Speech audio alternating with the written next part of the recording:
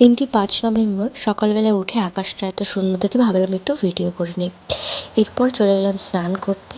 স্নান করে চলে আসলাম, কারণ আমি যাব এখন পুজো দিতে। আর রাস পূর্ণিমায় পুজো দেওয়াটা এটা আমার হঠাৎ করে প্ল্যান হয়েছিল। যখন মন চাইলো ভাবলাম পুজোটা দিয়ে দিই। চলো, এখন আমি স্নান তো করে নিয়েছি, এখন রেডি হয়ে বেরিয়ে যাব।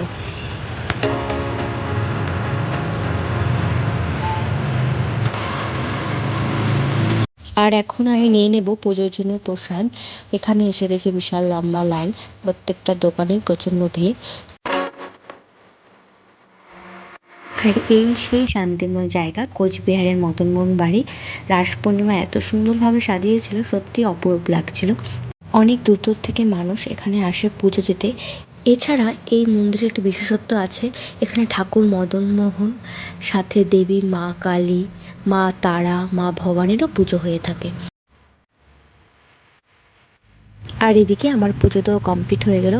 জানো তো, এত ব্যাড লাক, আমি ভেবেছিলাম পুজো দিয়ে রাস ঘুরিয়ে যাব, কিন্তু সেটা হলো না।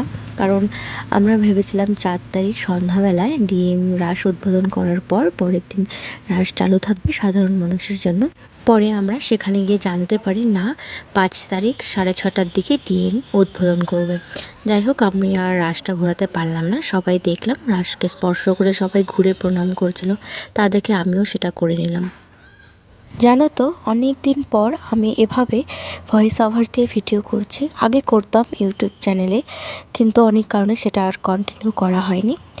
আজকে পুজো দিতে গেলাম, তাই ভাবলাম তোমাদের সাথে একটু শেয়ার করি। তোমরা কে কে রাস পূর্ণিমায় বাড়িতে কিংবা মন্দিরে পুজো দিয়েছো সেটা অবশ্যই জানিও। চলো, আজকে ভিডিওটা এতটুকুই ছিল। সবাই খুব ভালো থেকো, সুস্থ থেকো। আবার দেখা হবে। বাই।